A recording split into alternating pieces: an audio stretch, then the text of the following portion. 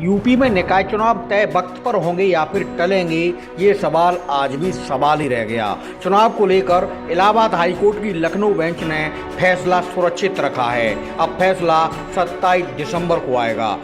शीतकालीन अवकाश शुरू होने के बाद भी हाईकोर्ट ने यूपी में निकाय चुनाव पर आज सुनवाई की।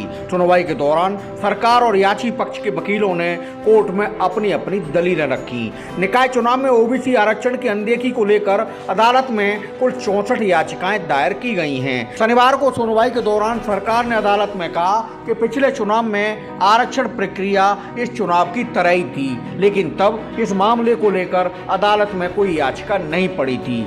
सरकारी वकील की इस दलील पर अदालत ने टिप्पणी करते हुए कहा कि अगर आपके पास डाटा है तो उपलब्ध कराएं। अदालत ने कहा कि सरकार ये स्पष्ट करे कि आप ओबीसी का डाटा कहां से लाए। सरकारी वकील की दलील से पहले मामले में मुख्य याचिकाकर्ता पीयूष पाठक ने कहा था कि अदालत में याची की तरफ से रखे गए हर तथ्य को कोर्ट ने सुना।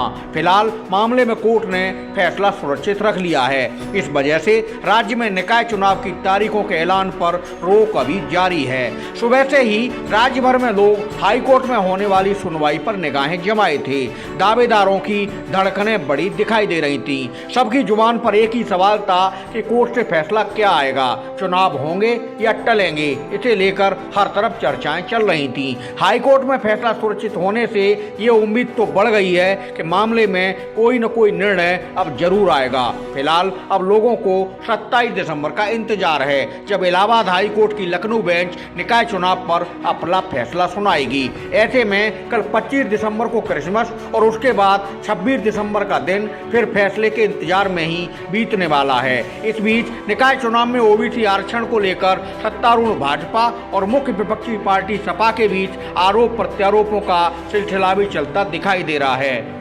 भाजपा प्रदेश अध्यक्ष भूपेंद्र चौधरी ने कहा है कि विपक्ष जानबूझकर चुनाव टालने के लिए साजिशें कर रहा है। सरकार का कोर्ट पर पूरा भरोसा है। कोर्ट जो भी फैसला देगा सरकार उसका अनुपालन करेगी। दूसरी ओर सपा नेता एवं पूर्व कैबिनेट मंत्री स्वामी प्रसाद मौर्य ने कहा है कि भाजपा सरकार निकाय चुनाव नहीं कराना चाहती है, इसलिए जानबूझकर आरक्षण के नियमों की अनदेखी की गई है।